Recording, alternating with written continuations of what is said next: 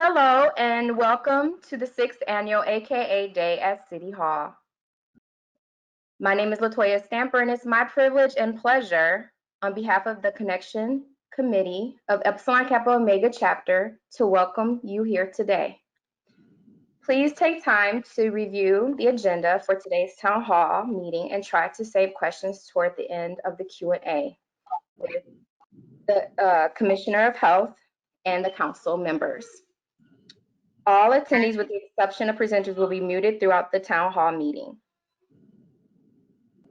What I'm going to do is skip over to from Doris's section, and because for the sake of time, I want to just keep it rolling. And then when she joins us, allow her time to speak. Okay. So moving along, I would like to introduce the members of the Common Council. Welcome, Mayor Tom Barrett, President Chevy Johnson, Alderman Russell Stamper, Alderwoman Malele Cox, and Nakia Dodd. Please feel free to introduce yourself and welcome yourself into the meeting. This is Alderwoman Cox. Just want to say welcome. You know, what is this, our 6th year doing this, AKA Day at City Hall? Who would have ever thought 6 years ago that we'd be doing this virtually? But given all that's going on in the world, I'm glad that we still found a way to make this connection and to keep you all informed of what's going on politically on the issues I know that we all care about so much. I look forward to our discussion here today, and I want to thank you all for your commitment to keep the dialogue going.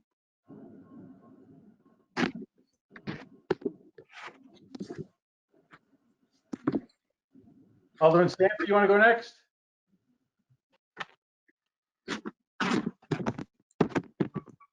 Sure. Good morning, ladies. Good morning. All right. Well, first of all, let me congratulate Mrs. Stamper for hosting today. She's been working hard, and I appreciate her and I being able to collaborate on such an important initiative today. So congratulations to her, and thank you to the wonderful ladies of AKA. And we always have a very extensive and good conversation. So I look forward to our conversation today. Rhonda and Alderwoman Cogs do an excellent job, and now they have another AKA at the Common Council. So we got 3 down there that we see on a regular basis. So we appreciate your contributions, and we appreciate and look forward to the discussion today. Thank you very much. Is Alderwoman Dodd on? I thought I saw Alderwoman Dodd. Is she with us?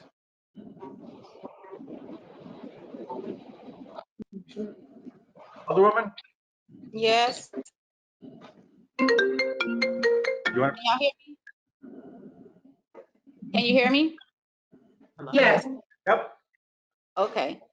I'm sorry I had to log out because I realized I was under a KUA. I'm not sure how that happened. And I'm like, that's not me. So I do apologize. So when I logged out, I'm not sure where we left off. I know, Alderwoman Cogs, you were introducing yourself and doing a welcome. Is that where we are at? Yes. Okay, thank you. So I'm Alderwoman Nakia Dodd. I represent the 5th Aldermanic District, and I'm so glad to welcome you all, sorors, and just have a, this day, as Alderwoman Cox was saying, it's something that has started, some time ago, and we've continued it. And so I'm so blessed and honored to be a part of the Alpha Kappa Alpha Sorority Incorporated, and just, the amazing work that we're doing, and just even being active during this time has been just an amazing, opportunity to continue to do the work of service that we have always done. And so, so I welcome you all, and I am here to, talk about whatever it is that is on the agenda on today. So I'll stop there, and who's ever, it's so many of us on the screen. I'm looking at everybody. So, and I'm trying to find Latoya, Sora, Stamper. Where are you? You can't find me? There you go. Okay, good. Because I was like, I thought she was moderating, and I'm like, where is she? I'm here, so I'm here. Thanks for joining us. So I will not, hold this up any longer. Certainly put it back into your hands to move us to the next phase. Okay, awesome. President Johnson. Oh, go right ahead. All right, good morning, everybody. Can you hear me well? We can hear you. Excellent, thank you. Well, good morning. In September, after the August recess, one of the things that I've gotten most used to is coming into City Hall and seeing, all the ladies in pink and green inside the council chambers, taking over, having these important conversations about what's happening, in our city, and today, in our state and in our country. And it's unfortunate that we're not able to do that, this time around in person. But I'm glad that you guys continue to be active, this sort of way, and making sure that these conversations continue, even in a virtual sort of format. So I wanted to come here to again welcome the ladies of Alpha Kappa Alpha Sorority Incorporated to this virtual day at City Hall, and again commend you all for the work that you're doing in addressing the issues that are important to us as they are right now today, including obviously coronavirus, the reason why we can't be in person, systemic racism, police brutality, and of course, looking at the issue of the election coming up this November, which is incredibly important for not just the future of Milwaukee, but the future of our state and the future of our country. So again, thank you all. You've got a phenomenal membership represented down here at the city of Milwaukee, and Alderwoman Coggs, Alderwoman Dodd, the commissioner, Rhonda Kelsey, and my favorite former neighbor, Latoya Stamper, who's moderated today. Hello. Welcome. Thanks for joining us, Chevy. Thanks, Chevy. I'll jump in here if I can, Latoya. Thank you for being the moderator. It's good to have the Stamper who really calls the shots on the phone here. That's very nice to have you here. But thanks for allowing me. I too miss the pink in City Hall. It always brightens my day when I walk in, and the place is just covered with beautiful pink women. So I'm happy that we're on this call, but I prefer it in person. Today is September 1st, which means that 2020 is officially 2/3 over. And I think like all of us would wish all of 2020 were over, but it's only 2/3 over. And shortly from that, talking about the moment when we first. Interference in the background. If you can mute yourself while you're talking. Thank you. I'm sorry, Mayor Barrett, go for it. I go back to March when we saw our first case of COVID on Friday the 13th, and then it was several days later that Commissioner Kowalik and I looked at that dashboard and saw immediately that the part of the city that was hit the hardest was the Sherman Park area, and the impact that this was having in the African-American community. And the mortality rate has still been the most serious in the African-American community. And so she'll talk a little bit more in depth about the challenges there. Obviously, the fight against systemic racism has overtaken that. But now, as we look just 7 weeks from now, 8 weeks from now, the election, and I'm very, very pleased that right now, I think as of right now, we're the only city in the country that's using a Major League Baseball park and an NBA arena for early voting. And that shows you the commitment we have for people to get involved in our system. So again, I applaud all the work that you're doing. We're going to leave the lights on in City Hall in hopes that you'll come back next year, though, in person. So again, thank you for hosting this and have a great conference today. Thank you. Thank you. Okay, I'm going to go backwards to President Doris Kahn. If she is on, feel free to do the welcome. The mic is in your hands.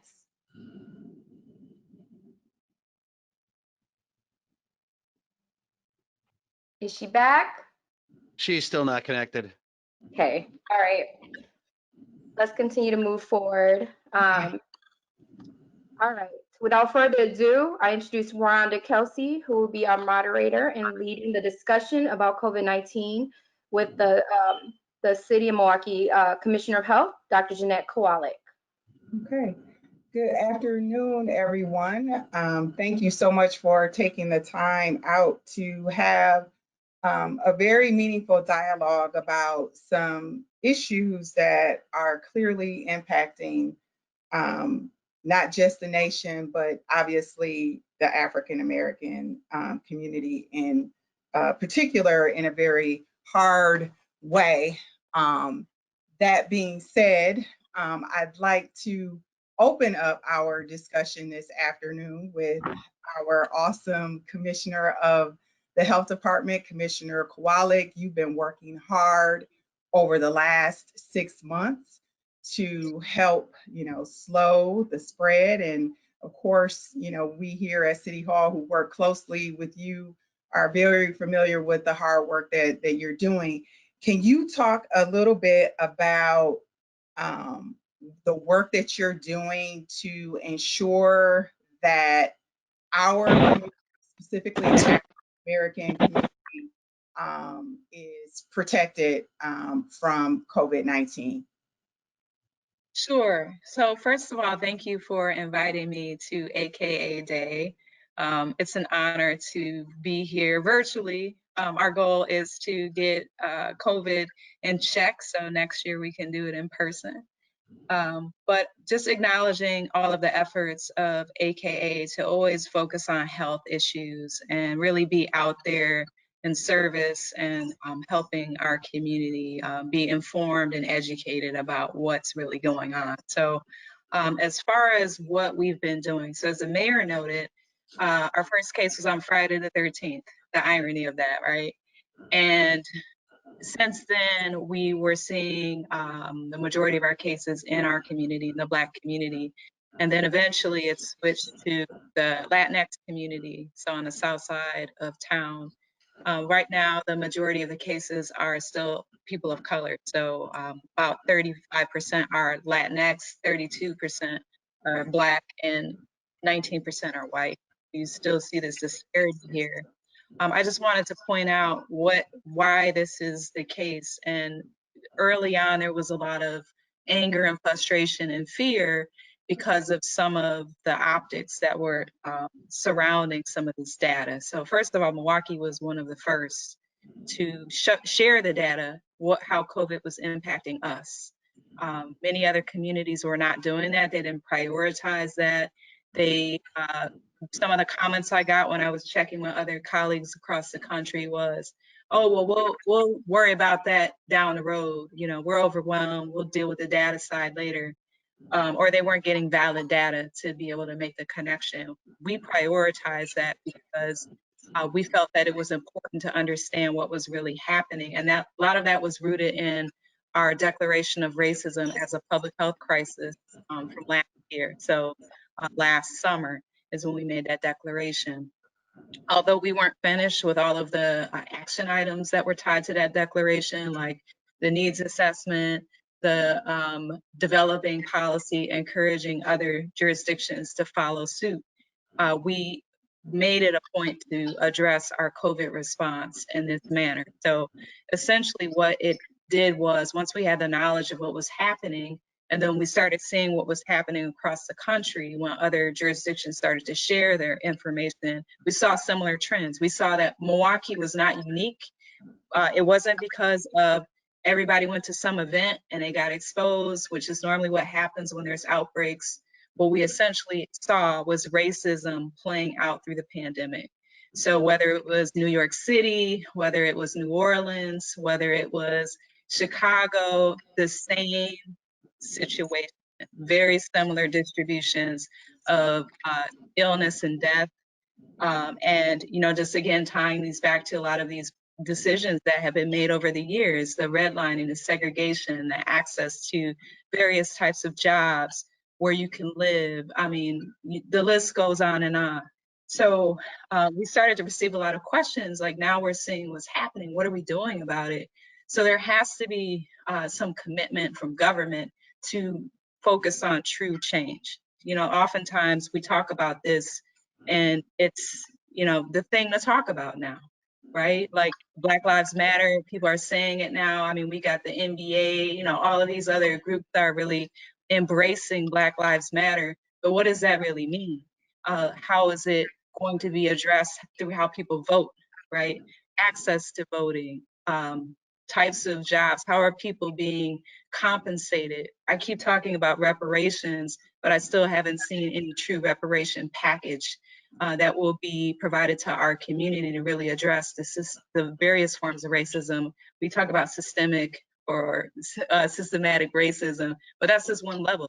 There's a variety of levels, even within ourselves, of what are we doing that's upholding white extremism in this country. So we have to do a lot of unpacking and educating one another and our community of what are we doing that's contributing to this. And then of course, our white allies, what can they do to help? Because we all have to be working on this together. It can't be a siloed approach, but we do need to lead. So enabling us to be in positions of leadership, and not just for show, but for substance, that we're actually able to make decisions, that they're being supported, and that we're allowed to do what we're supposed to do in our roles.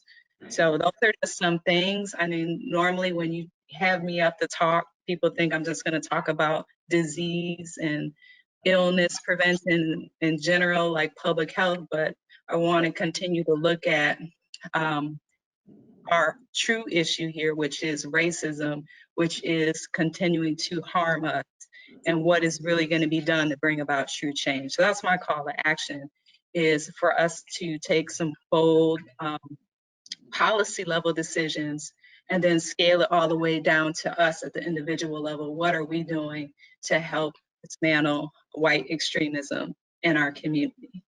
Commissioner Kowalik, members of our sorority did submit a few pointed questions that we'd like to pose to you.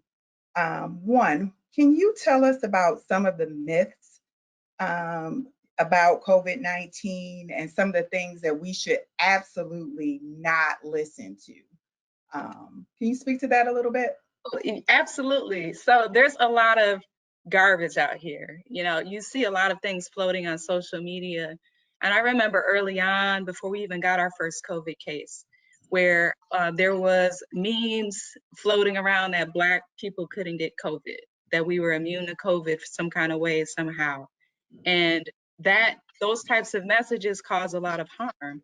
But I could see where a lot of that messaging came from, because a lot of the initial focus on COVID prevention was on people that traveled overseas, people that went to China, people that went to Italy, people that went to Iran. So for many of us, I don't know anybody that's going to these countries, so I don't have anything to worry about. Also, the messaging on masks. You know, at first we were told, oh, don't worry about the masks, just focus on the distancing, which is still important. But once the government said, oh, we should be promoting mask wearing, then there's all of this support for masks, but then it's like, well, it depends on the fabric. It depends on if the mask is soiled, you know, if it needs to be changed out. And most importantly, that it's being worn properly. You see a lot of people low riding, mask is here. What's the point? You know, either you have it over your nose or you don't. You know, so educated people about proper mask usage. And I must say, even within our own community, even though it's not a study, you know, you have some of these academic people that are really hardcore about full-on studies being performed before you can make a connection to something. And since we're in the heat of the pandemic, as Rhonda noted, it's 6 months. We haven't had time for a full-on study. We're in the heat. We're dealing with the issue at hand. So there hasn't been a formal study to make this claim, but I'm going to say it because it's something I've been watching closely. So since we had issued and supported the Milwaukee Cares and mask ordinance, so thank you all that have supported that. That was the week of my son's birthday, so July 16th. And from that point on till now, we have seen a reduction of our positivity rate by half. So at that point, our positivity rate was almost 10. And the positivity rate is essentially that we're testing enough to be able to detect the amount of community spread of COVID. So that's why that number is important. So of almost 10% in July, and as of Friday, we're down to 5%. So even with us not issuing tickets to people individually, because we really don't want to go there. We want to just focus on educating and people just voluntarily embracing wearing masks. That we have gotten down to half in just this short amount of time. So, you know, I just want to continue to promote mask wearing, proper mask wearing. And I see a lot of you representing, you have your pink and green masks. So, you know, do something that is going to make light out of it, you know, lemonade, if you will, out of the situation.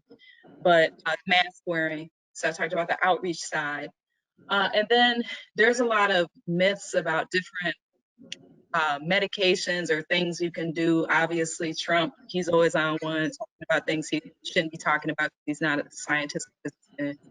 But the medication that he was promoting is for people that have various autoimmune conditions and lupus and things like that, which is really necessary for them to manage their disease. So by pivoting this as something that could help prevent death without having any real information is very concerning. So we want to continue to promote that although there's no cure and no vaccine for COVID-19 right now, aside from prevention, wearing your masks, distancing, hand washing, and hygiene is to boost your immune system up naturally. So a lot of remedies that we have from our grandma, our aunties, and all of that, a lot of that stuff is valid. So, you know, drinking your teas, getting your vitamin D, your zinc, magnesium, whatever you do to boost your immune system, aside from getting adequate sleep, drinking enough water, and eating properly, you know, enough fruits and vegetables. So those things will be really helpful in the long run, especially as we get into the cold weather months. Along those same lines, another question submitted by one of our members. Can you tell us exactly how long the virus actually lives on a solid object, like, you know, on the handle of a grocery cart or, you know, a table surface? How long does it live on the mask? Can you address that question? Yeah, so there's some limited research on that. So once the virus is outside of the body, it needs a host to survive, right? So when it's outside of the body, it can range from hours up into a day, is my understanding of how long it can survive, which is why the cleaning of high-touch surfaces like handles, light switches, things like that is really important. And then, of course, you just washing your hands on a regular basis or using hand sanitizer is really important. So it's like one question that kept coming up was about like groceries and like paper and things like that, where there's some data that showed that COVID can survive on like paper or cardboard for up to 24 hours. So letting things sit, or some people, you know, they use a Lysol spray and they just spray down everything. So, you know, that's what we have right now. But again, just making sure you're washing your hands as much as possible whenever you're outside of the house, or if people are coming in the house, that they're washing their hands and taking off their shoes so that they're not tracking it in. Okay. Many of us are mothers on the call, and we have children that have either started school or will begin school soon. Can you give us some tips about how parents can educate, you know, their children about COVID-19 and how they can, you know, mentally prepare themselves for, you know, kids that may be going back into the school, as well as the mental weight of managing COVID-19 for kids who are now concerned or, having anxiety about not being in school and wanting to be with their friends, etc. Can you speak to that a little bit?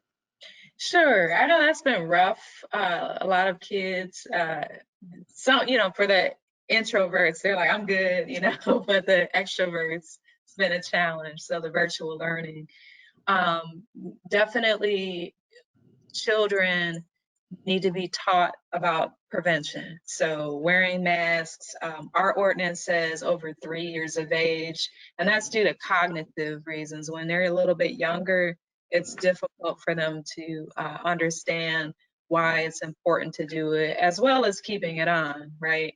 So, making sure you're educating kids that wearing a mask is what we do, and it's not just for me, but it's for you, that mask wearing is part of our society right now, and that this is what we need to do to stay healthy and keep other people from getting sick. So very simple messages. Also, the reminding kids about hand washing and making light out of it, using hand sanitizer when they don't have access to the sink. So making sure they have some on hand that they can use. And then, of course, kids are little germ magnets. So monitoring them and teaching them about, if you're sick, really sick, coming down with some symptoms of being sick, such as runny nose, cough, sore throat, that they're communicating what's going on, because those could possibly be symptoms of COVID, so that you can take them to get tested. The community testing sites are still up until mid-September. Eventually, those sites are going to transition. So the health department will have COVID testing at Northwest and Southside Health Center, and starting in October. And then there's some other options for people to get tested, or kids get tested in the community as well. So just teaching them to be open, like if they're not feeling well. I know some kids like to take advantage of that so they don't have to go to school or do things. So, as moms and caretakers, when they're for real or when they're just trying to get over. So just sticking to that. Right. Okay. And then we obviously have to talk a little bit about the upcoming election and how important that is. What tips can you share with us about what the health department is going to do to assist the election commission to make sure that our voting sites are safe? The mayor talked about Pfizer Forum and, opening up larger facilities. Can you tell us a little bit about the work that is being done in that area? Absolutely. So August was our dry run for a lot of the things we did in April. April was an anomaly, like definitely was not an ideal situation. There weren't enough poll workers, which is why all those sites had to be consolidated like they did.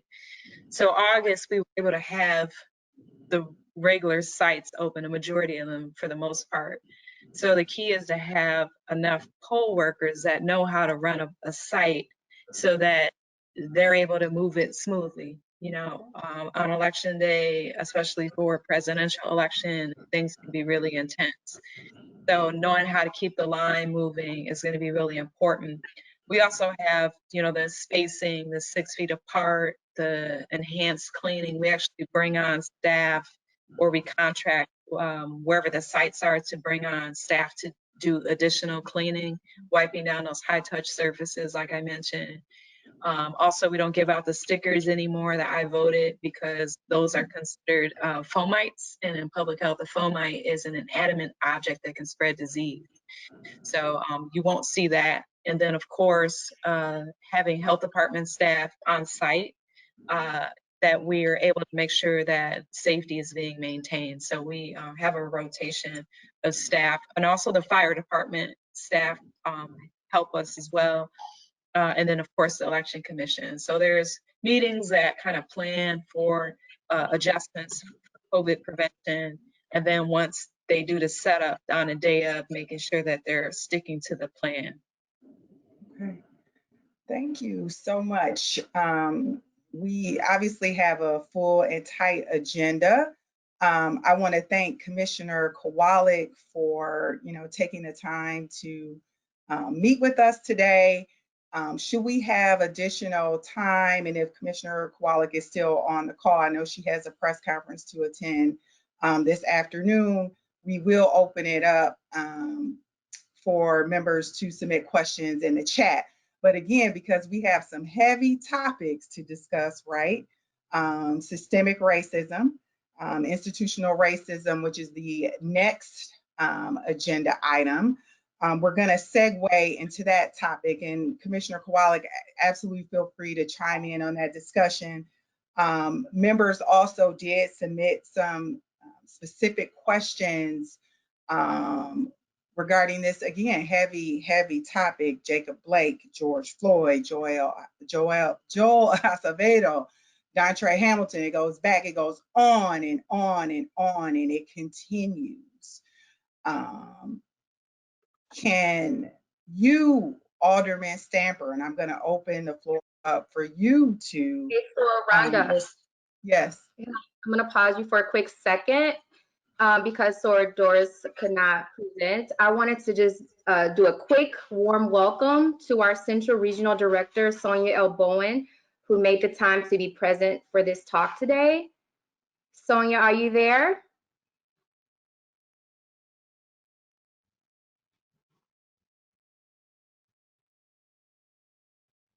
Okay, I was told she was there, so just wanted to acknowledge you and welcome to our. She is there. I don't know if her audio is on mute. She is self-muted right now. She is self-muted. Unmute yourself, Madam Regional Director. Oh, the Madam Regent. Okay, got it. Is she still muted? There you are. Can you all hear me? Yes. Okay. So let me just say it's good afternoon now to everybody present, elected officials, to my sisters of Alpha Kappa Alpha. Just bringing you greetings on behalf of Alpha Kappa Alpha Sorority Incorporated, Central Region, and our international president, Dr. Glenda Glover. I'm happy to be with you all today, and the topics that you all are speaking on are very relevant. And so I just thank everyone who is participating for this particular event, which again is impactful in the lives of our members and the communities at this point in time. So again, thank you for allowing me to participate with you today. Thank you. Thank you. Thank you.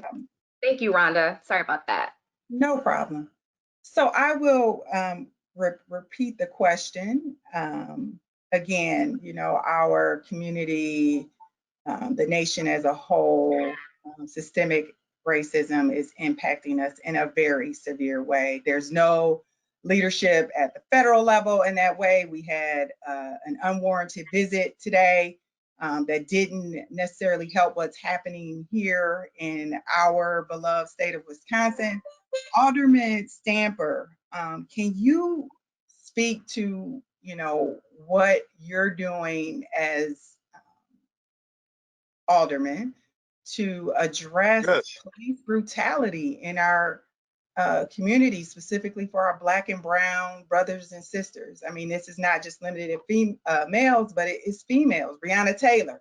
It goes on and on and on. Can you speak to that a little bit? Sure. And thank you for the question, because right now is at a pivotal point for the city of Milwaukee and the country. So us as aldermen are taking advantage of this momentum of the revolution and of all of the concerns that the community has and putting it at the forefront. We've asked the department heads to present us with a plan to prevent and stop systematic racism. And we put together a litany of policies and procedures, and they keep coming for the Fire and Police Commission to implement within the police department. Some examples are identification. When a police officer pulls you over and an individual asks for their identification, they have to present it. and be able to look up that particular police officer and see what their record is. We're very proud of that. We're proud of the removal of the chokehold. We're proud of I Can't Breathe resolution that will present an opportunity for individuals to say, hey, you're choking me and I can't breathe. Remove that chokehold from my neck, or whatever the case may be. We've got a resolution in to have the police department present us with a 10% defund plan so we can use some of the resources on more prevention versus reaction. It's about providing resources in a prevention mode so the police don't always have to react.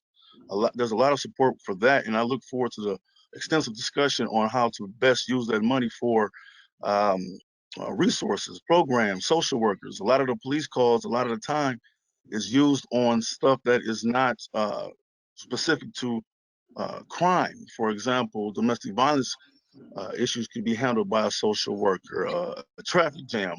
We've been very, very scrutinized on how we've been holding the police accountable on their overtime. They spend a lot of money on overtime, so we've been strategic in how we hold the police accountable on their overtime. But on a positive note, we've tried to develop police and community relations. And what we need is more police officers on the street walking and talking with the community so they can get to know them. We've offered incentives as baseball cards, football cards, and ways and a bunch of community events as all for the police to be able to interact with the community. I think that's key in improving the relationship with the police and improving safety in the community. I'm very disappointed that the residential requirement that was removed. That was very helpful. And by the month, when I was on finance, we saw an increase in police officers moving out of the community. I believe right now it's probably at 50%, and the fire department is even higher. So that takes a huge impact, detrimental to the community, especially the Black community, when we need more professionals and more role models in the community. So overall, we need a more systematic, inclusive, Black community. Jobs. Y'all hear that? Yes. A more intentional distribution of resources, power, and money to the Black community for jobs, land, economic development, and just overall opportunity. So that's what we're working on as a council. Thank you so much. Alderwoman Cox, again, I am excited to partner with you on AKA Day at City Hall again, our 6th year, our first virtual year. As former chair of the Finance and Personnel Committee, obviously you know the ins and outs of the city budget. Can you speak to and address how council members will be addressing systemic racism through the 2021 budget process? It will be interesting to see how things will play out. For the last several years, we've generally come together on what we call an omnibus file, meaning we take several smaller files, all covering different issues, but all having to do with an overlying issue, and bring them all together as one huge file to make a statement to both the community and to city staff about, you know, where we stand insofar as where resources should go. Oftentimes, you know, the city deals with a $1.6 billion budget. A great percentage of it is people's salaries and wages and benefits. So our ability to do monumental change with the budget we've been given in the legal time frame that we have, which is a couple of months. It's usually given to us the last week in September, and by law, we generally have to have it completed by the first week in November. So although we work diligently throughout that time to make whatever amendments and hear from departments and the community, usually the changes that we're able to make are smaller and incremental in nature. So the last few years, we've tried diligently to do those omnibus files to have a larger impact as well. I would not be shocked if this year we did another omnibus file geared towards social injustice, equity, racial equity, that kind of thing. So it would likely encompass a whole bunch of issues, everything from potentially taking money from the police department and using it more for prevention, to more money for Office of Violence Prevention, to housing issues, to domestic violence issues, to a whole bunch of things, that trauma care that we will likely see as critical and important to do. I know that, for example, Alderwoman Lewis, myself, and Alderman Kovac are working on the potential for a 311 system or something like that. Many cities are beginning to, in order to be able to eliminate some of the funding for the police department, and similar to what Alderman Stamper was talking about, eliminating the need for so many officers based upon the level of calls that they are being utilized for. The 311 system would be utilized so that those calls that aren't in need of police intervention, but that trained professionals could be utilized for, to have a whole system for that. That is something we've been working on for several months under the leadership of Alderwoman Lewis. So I am certain that that will be brought up during budget and fought for during budget. And several others, throughout these last several months, and quite honestly, for several years, we've been fighting for these issues. I agree with Alderman Stamper that now is a moment, because so many people across the world kind of see what we've been seeing and are fighting for and pushing for change as well. So we just hope throughout the process to have you all support, because we're only as powerful as the 40,000 people each of us represents. So coming up with ideas is one thing, but being able to push them through and get the 8 votes necessary for them to impact the community is another. Additionally, we all also welcome ideas. We don't know everything. It may be some side of issues that you all see or that the organization that could be shared with us, that we can help advocate for during a budget as well.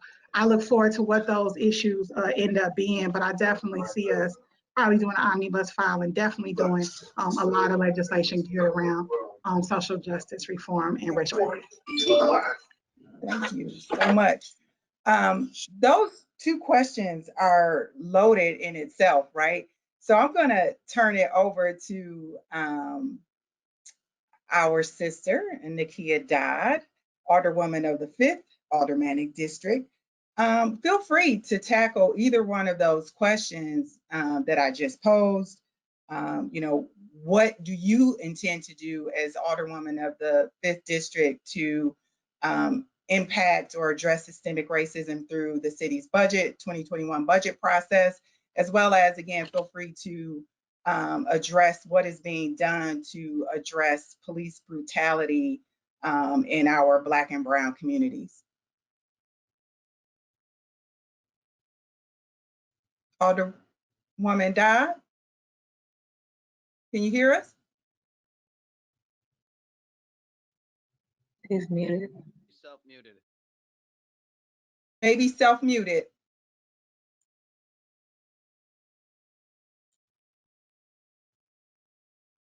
Okay, can you hear me now? There you go. All right. Awesome.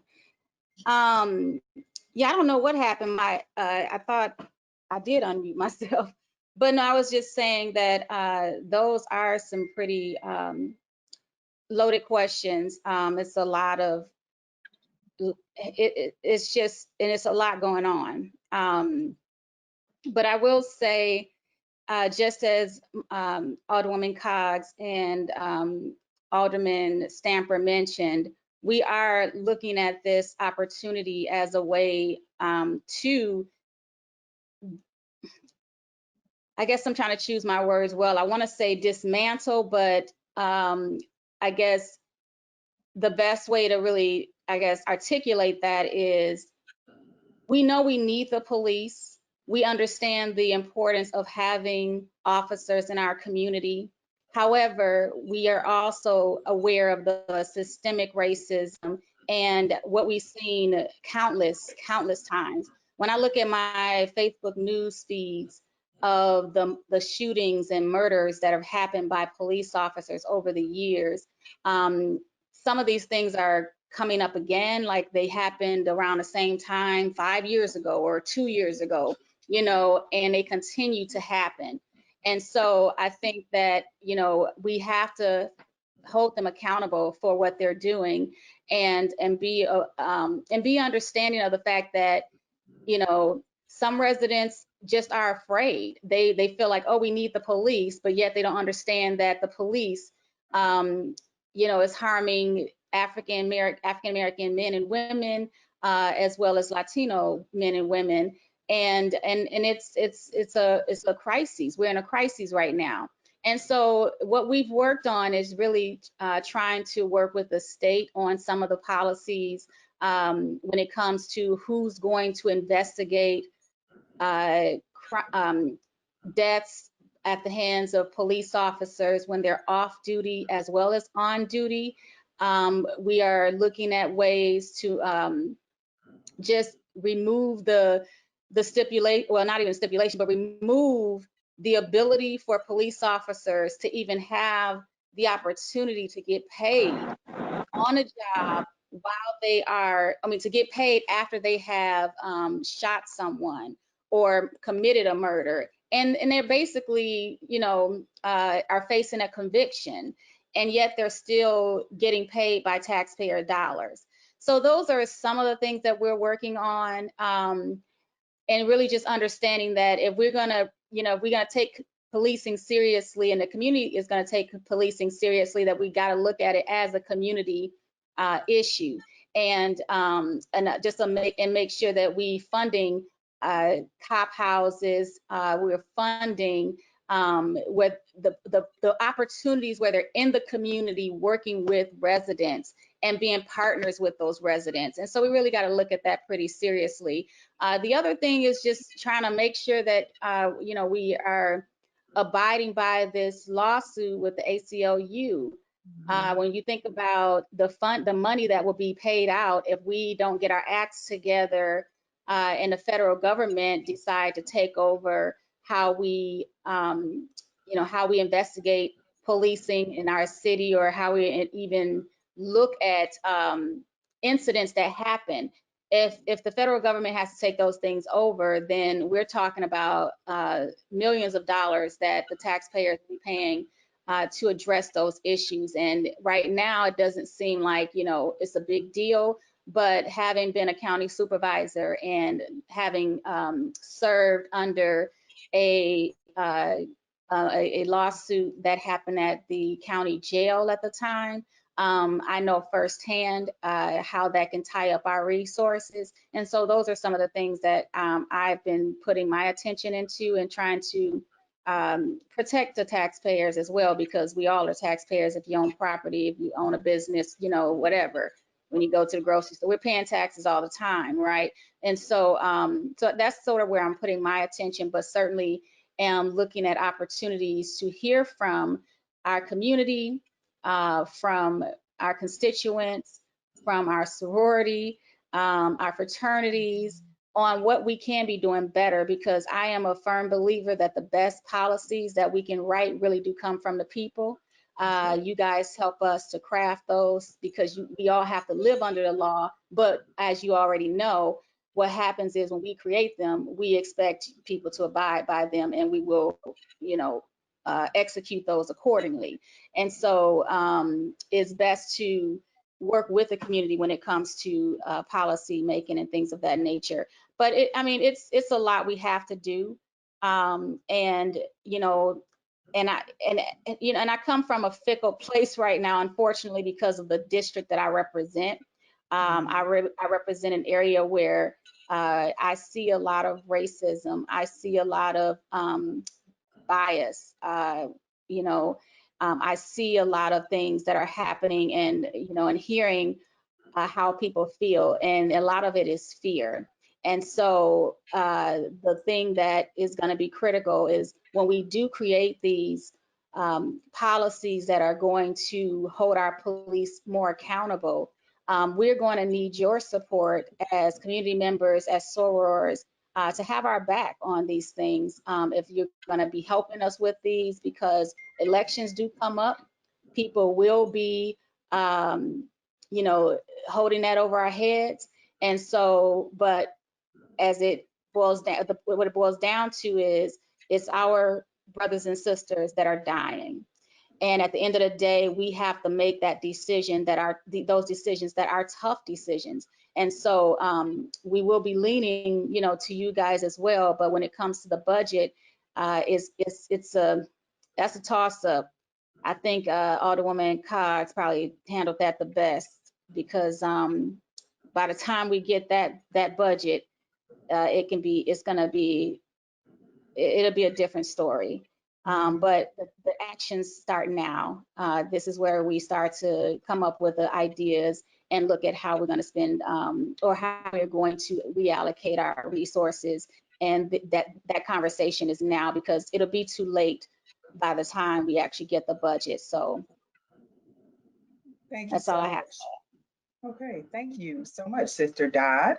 I do want to give President Johnson an opportunity to address, you know, both questions. One of those questions, again, addressing the topic of police brutality, and then through the budget process, what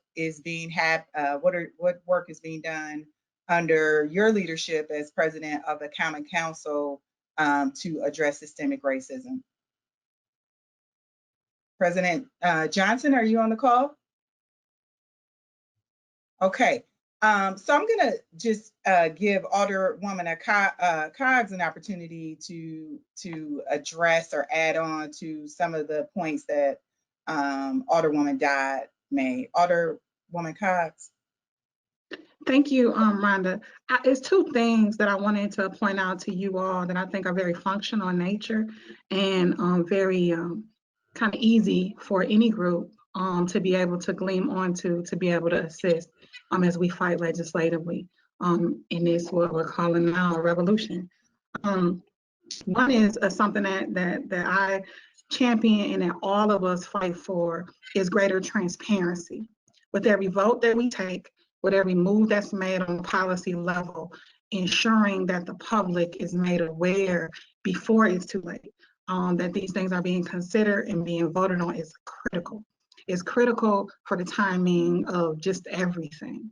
So whether it is, you know, in making sure that meetings are televised, whether it is making sure that the public has an ability to testify at meetings, whether it is, you know, these police cases that we've done countless communication files on, because we want to be dealing with more than just the news clip that is shown. We want to get into the minutia of what exactly happened in those cases so that policy could be changed that may need to be to effectuate the change we know we want to see. So those are fights we are continuously having. So as you see cases and situations that occur, particularly with the police brutality, but in other areas as well, that it would have been nice if this information had been shared earlier, or we want to know X, Y, and Z, feel free to let us know and give us a call, because we can always do communication files and things of that nature to force a public conversation. And the reason that that's so critical, one of the things that Alderwoman Dodd was talking about, Joe Acevedo case was going on, and for months we hadn't heard anything. Investigation was supposed to be happening, all of that. She and I decided to put a communication file through, and upon doing that, the day before the file was heard, charges finally came against the officer. I don't know that had we not done that communication file, it would have forced the public scrutiny and the concentration on the issue in that moment. And then the dialogue led to the FTC taking over the investigation, of which they came back and found that there were some work rule violations, and they are currently working on a discipline for that. I don't know that that would have happened had we not forced more transparency and forced the conversation. So I think that's something that cannot be lost in this conversation, how much difference fighting for transparency on all these issues matters. And secondarily, I think that it's important that we work with other levels of government because the city can't do everything. And by law, so much is particularly on police issues are governed by state law, are governed by the Fire and Police Commission, and are not whole decisions made by us as aldermen or even the mayor. So being able to work with various levels of government to change policy and draw attention to issues is critically important. And the necessity of you all support and resident support as we fight for these issues is critical as well. What we found is as we fight, you find friends along the way, but you also find people who see you as enemies as you fight for your community. So making sure that the community backs us, supports us, and understands the moves that we're making to try to force these issues to be dealt with is important. And all the stuff we discussed today, being made aware, if you have any questions about moves we're making, please pick up the phone and call us so that we can let you know why we're doing what we're doing. We're being extremely intentional with our efforts to help change this community. And the more people we have helping us to do that, the better and the stronger that we are. Thank you so much, Alderwoman Cox. I want to, again, just quickly thank Commissioner Kowalik for joining us. She has to take off for a press conference. Is there anything you'd like to share briefly before you take off, Commissioner Kowalik? You're muted. Bye.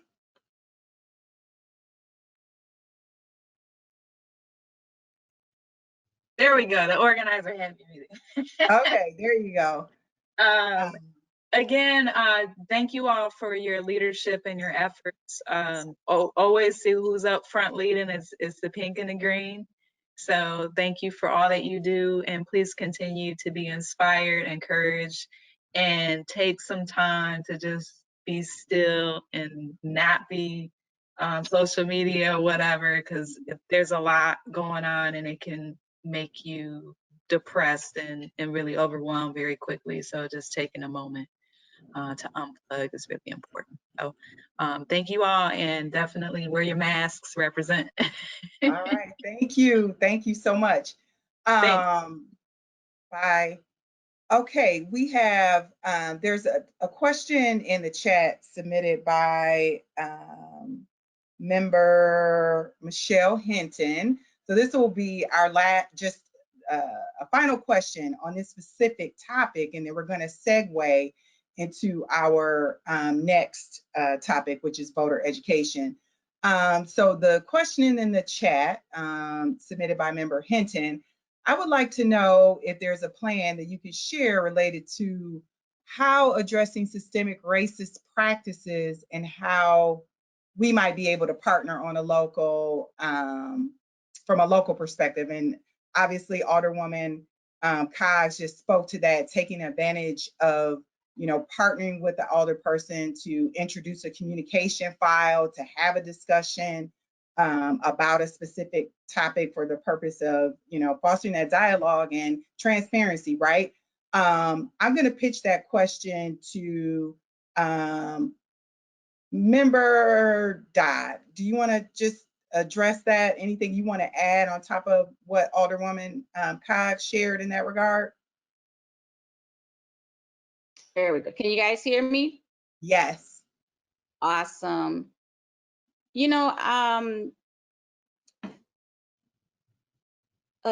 So the question is addressing, how can we work to address systemic racism? Can you rephrase it for me? Basically, how can we partner, our organization along with you and other members of the council to address systemic racism? How can we work with you? Right. Having the conversation for the most part is, I guess, the biggest way we can, or the most effective way we can deal with it when it comes to partnerships, and just even having a community conversation about it. One of the things that I have thought long and hard about, and have even tried to I guess, get done, is a conversation with the community about some of the marches that are happening so that we can address some of those systemic racism issues and questions as a community. I think more of that conversation needs to happen, and especially now, the partnership can really look like where, you know, where it can be an intentional conversation with an alderperson in our district to through a town hall meeting to really just disclose, you know, to uncover what's going on. How do we have that conversation and even just, you know, jump right in and tackle it? I mean, it's something that we just got to do when it comes to our community. I think that's the best way we can partner. Well, maybe one of the best ways to partner and have that conversation. I have been working with one of the marching group, one of the groups that are the activist groups who have been out there marching every single day. And I know that their time is pretty much being determined by the incidents that are happening in our community. So they can't quite, you know, they can't be in my neighborhood when I'm having a town hall meeting, you know, on a certain date. But I think maybe there could be a conversation where the sorority can help with, you know, just helping to facilitate that conversation. I know that, you know, I'm saying that very cautiously because I know that you got to be comfortable with that conversation like that. Not everybody is open to having that conversation, and it's not going to be an easy conversation to have, but it's one that is meaningful and it has to happen.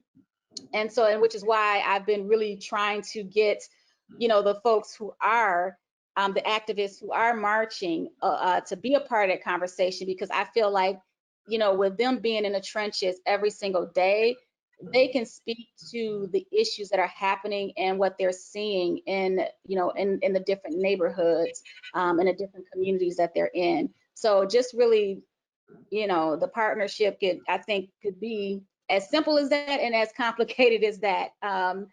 And so I just having, you know, I don't know, it has to be strategy behind it. Yes.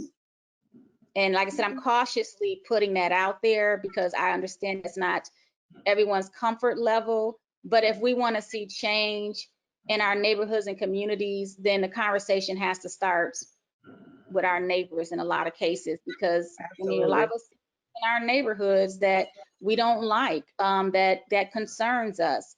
I'm raising a Black male child in a neighborhood that is very close to Wauwatosa.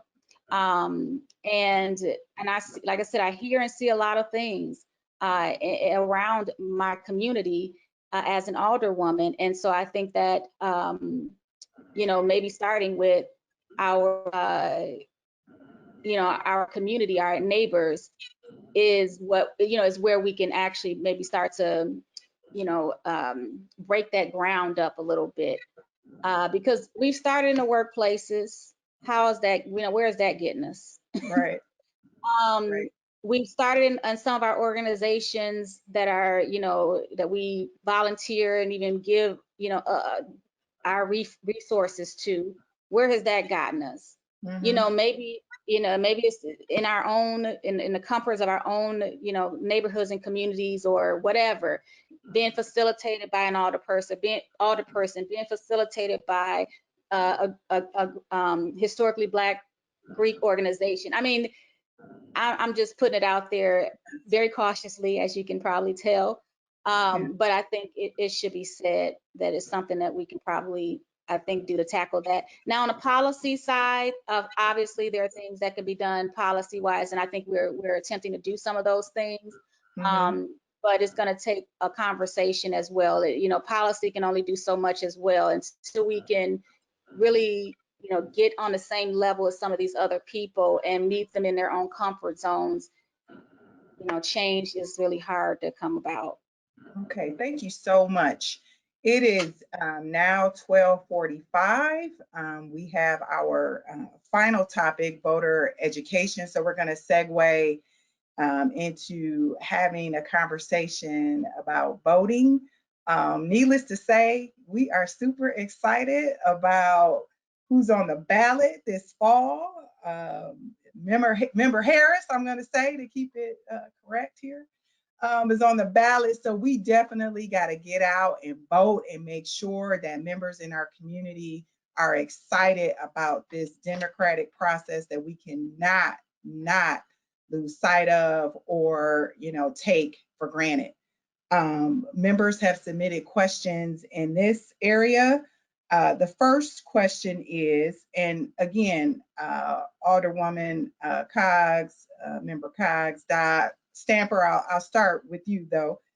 Can you, feel free to jump in, but can an individual, because obviously voting absentee will be very much underway this voting season as it was earlier this year, but can an individual collect absentee ballots from people who have legally completed their ballot and deposit them in an official ballot collection box or site prior to the election? Can any of you speak to that, address that question? Sure. The answer is no. You have to drop it off yourself and have a witness there to sign off, I believe. If I'm wrong, my colleagues, please back me up, but you do have to have a witness in order to drop it off. So you cannot have someone else drop off your ballot for you. If it is sealed and witnessed, it can be dropped off by anybody. People do it all the time. But it has to already be sealed and witnessed. So yes is the answer to that question, as long as it's sealed and there are the appropriate witness signatures. I know that when I voted earlier, I actually dropped my sister's ballot off. And so as Alderwoman Coggs stated, that is allowable as long as it's sealed and you have the proper witness signatures.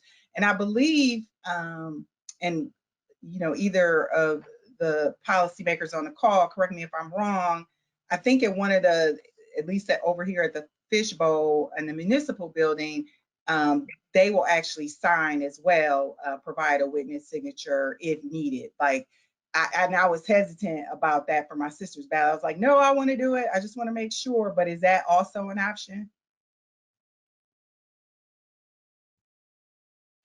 This is the Alderwoman Cox here. I believe as long as it's the actual persons who ballot it is, who is getting that witness signature, it is legal to do that.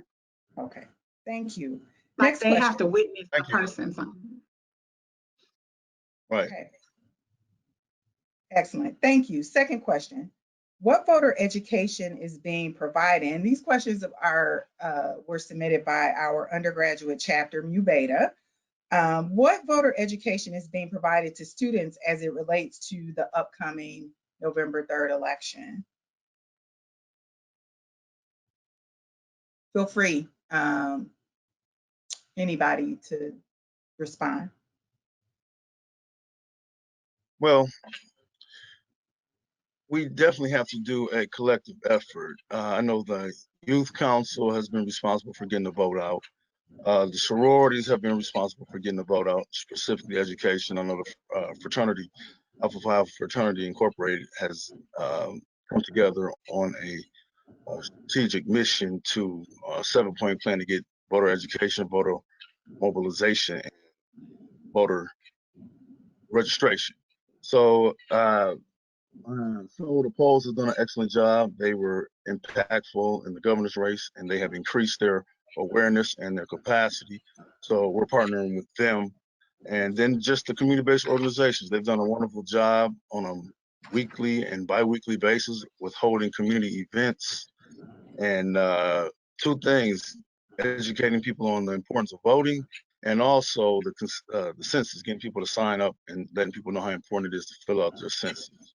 So there's a variety of different entities that are working together to get the vote out. We're having issues with But your audio. it's going to take a full effort by everyone, especially with the momentum that we have in the revolution that's occurring.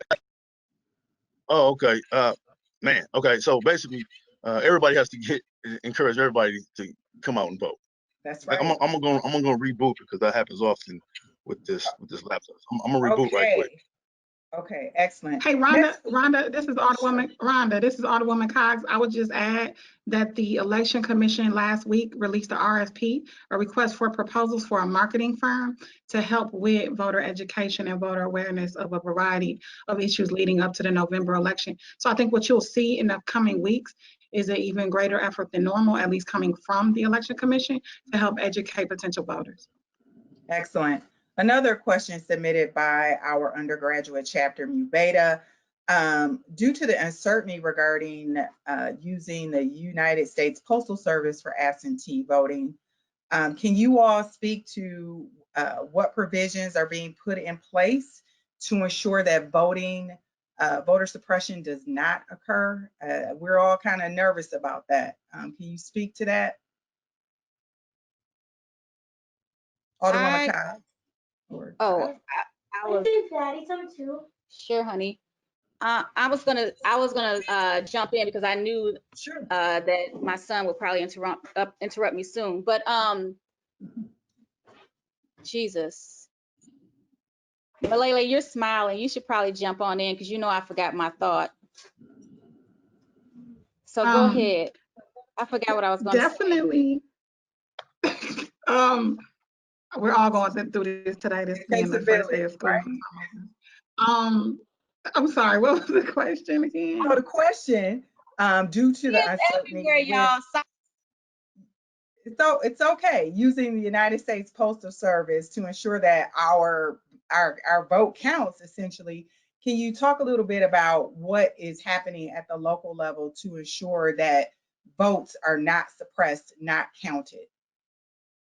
So I know in talking with Claire, the new executive director, in our April elections, we actually had a third-party mailer that we utilized that helped to take the absentee ballots to the Postal Service.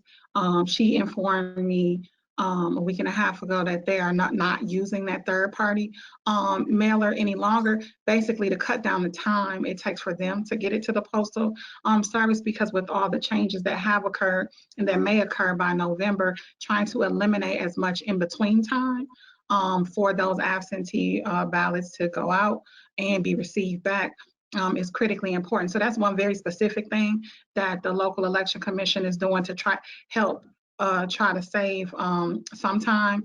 Also, she let me know that there will be efforts to encourage folks to receive requests and to return those absentee ballots as early as possible. Additionally, the city received, I think it's a $2.1 million grant, along with a few other cities, that allow for the purchasing of 15 different like standalone boxes that are put outside libraries and a couple of drop places, so that those who may not want to put their absentee ballots into the postal box can put it into the drop box, which I believe we've committed to have it empty daily for those to be received. Additionally, there will be drive-up voting as well, which would allow not only people to vote, but people to also drop off their absentee ballots directly. Plus, people are encouraged to drop off their absentee ballots at I think it's the clerk's office and it's 2 locations that people are encouraged to drop them off as well. So if you're not confident in the ability of receiving and returning the absentee ballot through the mail, at the very least you do have the opportunity, one, to vote early at the various locations. And I think recently they announced that the Brewers Stadium, it will likely be one of the early voting locations as well, in addition to the 15 other locations we already have. So there's the in-person voting, early voting that is there, but there's also the opportunity to drop off ballots, so you don't have to put it back into the Postal Service as well. So it's all of those things going on at once that locally we're pushing for people to feel a little more comfortable and for folks to be counted. Thank you. Again, members, feel free to drop questions in the chat box. We do have a few more questions that were presented by our undergraduate chapter Mu Beta. Commissioner Quallett addressed this topic in some ways, but I'll open it up for the alderpersons on the call to respond to this. Can you tell us about what is happening to ensure, again, that for individuals that choose to vote in person, what measures are being taken to ensure that the virus, COVID-19, is not being spread? I'll go ahead and speak to that. I believe that they did a phenomenal job based on my experience, and I don't remember hearing many complaints. Maybe one or two complaints that was about some ballots, but for the most part, it appeared that things were handled very safely at the polling location.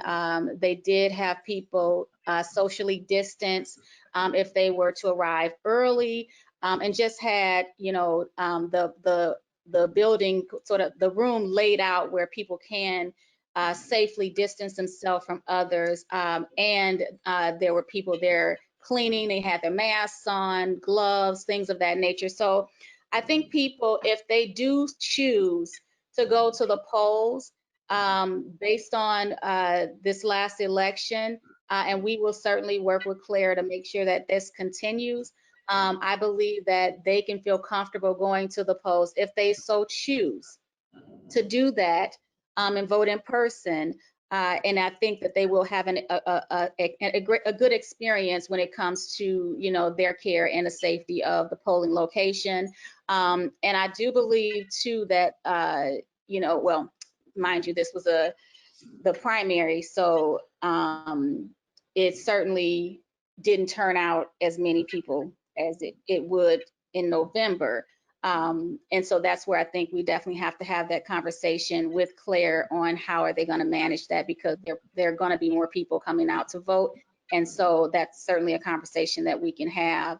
I also wanted to say, I think the thought I had that had left me briefly a little earlier, the question was about voter education. Can I just say that one of the things I think we can do collectively when it comes to voter education is to help people realize that if they do choose to vote early or vote by absentee ballot, that is a safe way of voting, and that they can assure that their votes will be counted, because a lot of people believe that, you know, based on the messaging that's out here now, and you take out the post office, take that out off the table, because we already know what that situation is.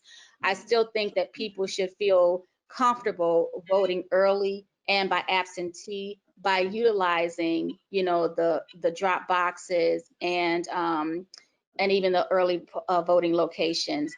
So I just wanted to share that about the voter education, because I think that is critically important. People are, I mean, I've had several people email me, inbox me, asking me about early voting and absentee voting, and all of a sudden they have this fear because of obviously the narrative that has been spun by you know, our president and what he's doing with the post office. But you can safely vote early and by absentee. So I really want to make sure that when we're doing voter education, that we really hit that point and make sure that people understand it's a safe way to vote and their votes will be counted. So that's all I want to add. Excellent. Thank you so much. I do not see any additional questions in the chat. It is almost 1 o'clock. At this time, and you know, we could be on this call all day, right? I mean, again, we have some heavy loaded topics for discussion on our agenda.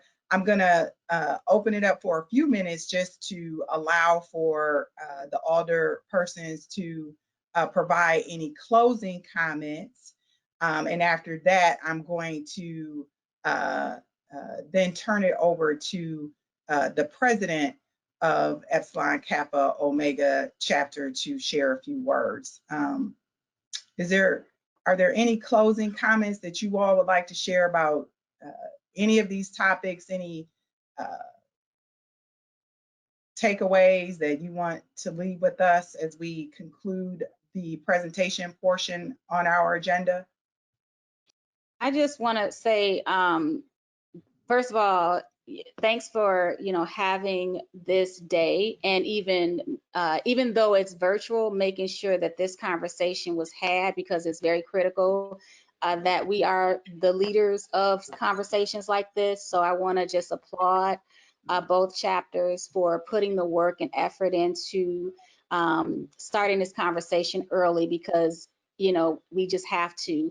And so I just want to applaud you guys for all the work that you put into this, and to also have the health commissioner come into this conversation. I thought that was really critical and very enlightening, because people will make up their own narratives and assumptions, and so the fact that I expect this from us, you know what I'm saying? However, I still think it's good for us to hear that too, that we are on the right path, and we are being leaders in this discussion and having the right people at the table to have it. So thank you all for all of the work that you're doing in your communities and neighborhoods, and in your workplace. And so and we're here to help, as you already know, that as sorors, as members.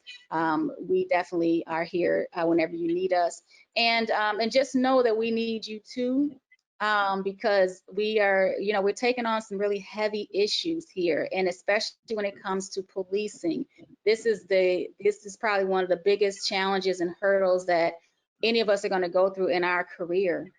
And it's this is very emblematic of the 60s and the race riots and the housing riots. Like, this is very close to that, and we're living it again today. And so we need you all to help us through this, and to hold us accountable too. We're not just saying, just because we're sorors, oh, we're going to all work together. No, we need to be held accountable as well, and our coattails need to be pulled as well. And we look to you guys to help us do that. But we also need the ideas, and we need the support, and we need your suggestions, and we just need you to be in our faces even when it doesn't feel right. We need you for that. So thank you all. Thank you. Alderwoman Coggs, we couldn't do this without you. Do you have any final words, comments to share? Yeah, I definitely echo the sentiments of Alderwoman Dodd. Before I say my final thank yous, there was a couple of things directly on the points that we discussed today that I wanted to share with you all. One is, so far as like voter confidence on the absentee ballot piece, please remind folks that if they turn in their absentee ballot by mail, they can always check on the website. I think it's myvote.com to make sure it's been received. So if there's any doubt come election day that it hasn't been received, they'll still have the opportunity to vote in person, but they can know with confidence if it's been received by going to that website once they mailed it, to ensure the date that it was received by the Election Commission. So that's one. Two, the other thing that's being done to protect, the health and welfare of folks who decide to go vote in person is the tables that you check in at have shields so that the workers and the residents are not breathing on each other. The staff is masked. The pencils or pens that you use to fill out the ballot are one use only. You take it with you, as opposed to it just sitting there in the stall like it historically did. And as the commissioner stated, they're not handing you a vote, I voted sticker to prevent spread as well. So those are some very specific actions in addition to what's already been discussed that are being done to help ensure as much as possible the health and safety of those who come to vote. We talk about a lot of stuff in generalities, but there's some specific things that could be done. And as we talk about needing your support, needing your help, there is something going on right now that I think that you all have an opportunity to weigh in on and help with. Unlike most major cities, right now, the city of Milwaukee is looking for a new chief of police. Right now, the city of Milwaukee is looking for a new executive director of the Fire and Police Commission, which deals with the disciplinary and hiring and policy setting for both the police and fire department. Right now, the Fire and Police Commission just got a new chair. Right now, the Fire and Police Commission has 7 members. 1 has an expired term, and by state law, they can expand to 9 members. That's huge. That is a moment to help impact policing issues in this city that most cities don't have. So figuring out those ways to make sure that the public has some impact on that, and that community has some choice in that on who those candidates are, and the policies and things that they push while they're there is critical, and it's something that you can have influence on right now. Thank you, ladies, for taking the time with us today, for caring enough to discuss these issues and to appear virtually. I love this time that we have every year. I just regret that we're not going to be able to do the group picture that we always do at the end, but I look forward to us coming together next year and being able to do it. And I'm sure I'll see many of you at the polls on November 3rd and on the night of November 3rd as we celebrate our soror becoming the first African-American woman vice president. That's right. Thank you. Thank you so much. I'm not sure if Alderman Stamper is on the call. So again, I am going to, at this time, turn it over to the president of Epsilon Kappa Omega chapter to share a few words. Member Khan? I'm here. Can you see me? I don't but please do, because you are definitely a partner in this. Yeah, thank you. Final comments? Yeah, I do. First of all, a huge thank you to the ladies of Kappa Alpha Sorority Incorporated. We really appreciate today. And about what you can do, we implemented a new way to get involved, to present questions, and to comment on any type of legislation or any type of committee meeting that we have. What the pandemic has done is open up new ways of communication. And a new way of communication is just like we're doing now. At any time, you can chime in on legislation or on comments on what you see needs to be done in your community. It'll be helpful to let your alderman know in advance, but it's open to the public, and it's open especially to people that want to get involved and make a difference. I do want to add on to the voting education. This year we will have 15 sites open for early voting, and we also will have the drop-off box, and all the libraries will have drop-off box. So let's just get the vote out. Let's continue to work together, and I think us together will have a great impact for the success in November. And congratulations to your soror making the vice presidency. Thank you. Thank you Thank so you very much. Before I turn it over to president of our local chapter, I do want to take the time to acknowledge the fact that the chair of our Central Region Connections Committee is on the call. So I did want to give her an opportunity to say hello. I don't see you, unfortunately, but I did not want to miss that opportunity. Are you still on the call? Member Kim? She's joining us by phone. Oh, okay. Okay. Member Kim? Egoin, can you hear me? Are you on the call? Okay. Feel free to jump in after our president shares a few words. Member President Khan? She's not on. Okay. There you go. Good afternoon, ladies. And I'm sorry that I missed the welcoming. I found out that this computer has a mind of its own. But I would say this afternoon, it was very informative and productive. Because now I'm sure our program knows what we have to do, as well as the connection and the rest of us. We have to get out and get the votes out. We have to stay up to date. We have to take I want to say, I said that. We have to take issue with things that we see that are wrong, and we have to let our altar people know what we think. And I'm sure if we work with them, we'll be able to have a very successful year in the census and the voting, and we will beat COVID-19, even though that's not the plans of certain people. But I really enjoy listening to all the ideas, and I am sorry I could not give you my welcoming speech. And again, thank you for joining us at this virtual town hall meeting. And next year, maybe it will be in person. Have a blessed day. Thank you so much, Member Khan.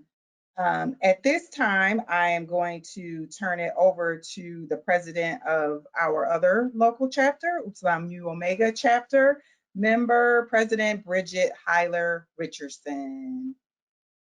Hello, everyone. Can you hear me? Yes. Yes. All right.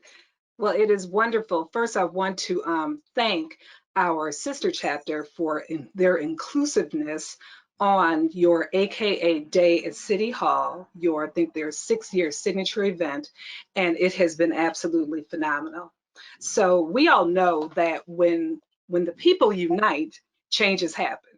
So from doing this, we all know now that we have a call to action. So our call to action, we had some slides. I see them. Do everyone see the slides? Okay, I think you see them. So the first one we're calling is U+2. So it's a U+2 challenge. So U is easy. Go order your absentee ballot, get registered if you're not. I think that we all are. And then make sure that that ballot is completed correctly. And then take it to your voting location. The 2 is do that for 2 other people. So we want to make sure that we are helping our senior citizens. We also want to make sure our college students are helping each other. So U+2, that's challenge number 1. Challenge number 2, we're going to be like the young folks and we're going to walk it like we talk it. Walk it like we talk it. So we kind of talked about that a little bit today. We are not going to take a chance at the postal system. After we complete our ballots with that witness, and that was actually really good education today, to make sure that ballot is completed correctly, that it has been touched by the witness, it is licked, or however we close it, that we take it, and we also help out others who cannot go and take it themselves. So we don't want to put it in the postal system. We want to make sure that we drop it off at either our local libraries, at our election commission. We also heard from Member Dodd that there will be different drop-off systems around the city. So we want to really take it and drop that ballot off because we know this is really, really important. Our third call to action is the census. And we talked about the census. So we want to make sure this is the time that when someone knocks on our door, we go and we open it. So go and open the door. I literally had my census person come to my neighborhood last week, Saturday, and I opened my door. So that is now taken care of for us.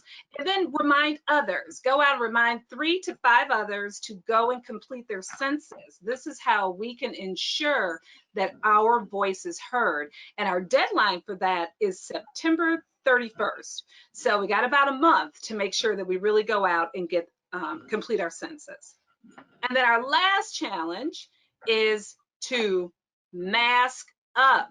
Now, the little COVID-19 that we have on the slide, he or she is kind of cute, but we all know the real COVID-19 is not a cute thing, okay? So wear your mask. Make sure all the young people are wearing their mask. It is so easy to do. And also keep your social distance. So 4 challenges, U+2, walk it like you talk it, complete that census and tell 3 to 5 others, and then mask up and wear the mask. Right? Thank you. This has been a pleasure. Again, thank you so much for the collaboration with our sister chapter, AKA LEAD. That is our tagline. So we will be putting these slides on our social media. Our hashtag is AKA LEAD, so that way you can remind yourself of those challenges and go out and share them with others as well. And then I will turn it over to, who am I turning it over to? Member Latoya or You're Felita? over to Member Felita. Member Felita. Thank you. Thank you.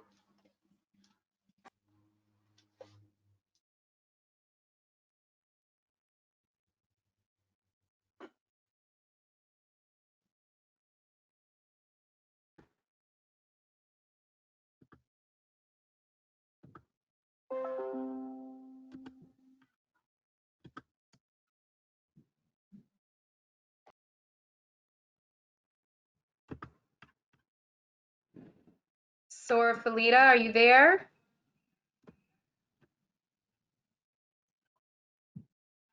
Let me try and unmute her. Sora Felita. Okay, I think I'm ready. Hello, good afternoon, everybody. My name is Felita Daniels Ashley, and I am the chair of the Connection Committee. I would really like to thank everyone for this was an endeavor that needed to happen, especially what's playing out in places like Kenosha and in Portland. We've got to continue to not only engage in dialogue, right? But we've got to actively involve ourselves in being part of the solution. So standing on the sidelines is not an option. And I'm just gonna leave it right there. Standing on the sideline is not an option. With that said, there are a number of people that I'd like to acknowledge and thank as we begin to wrap up this afternoon. First order of business is to give a shout out and a great big thank you and some virtual hugs to Alderwoman Malele Coggs. Year after year, you've helped us make this happen. And please accept this huge hug virtually from me to you. Alderwoman Nakia Dodd, thank you so much. Alderman Russell Stamper, welcome. Hope we can continue to partner going forward on this endeavor.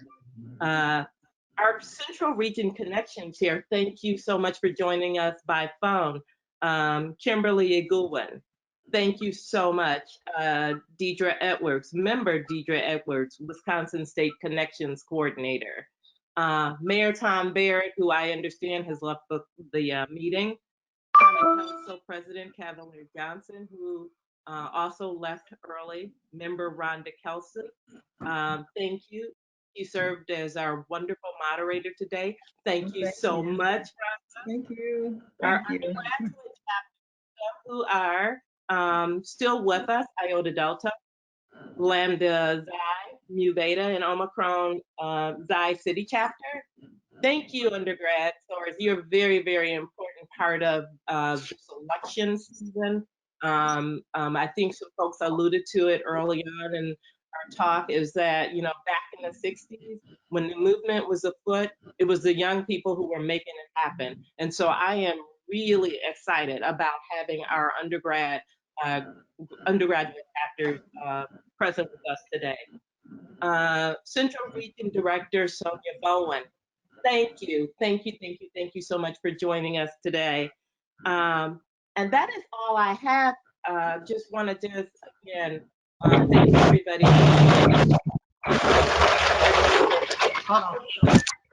We have to do going forward, leading the student members, and I am confident that we will be victorious. I'm going to turn it back over to Member Latoya, who's going to just close us out. Thank you again. Hello? Hello? Yes. I don't know. I don't know who is trying to speak. Okay. All right. So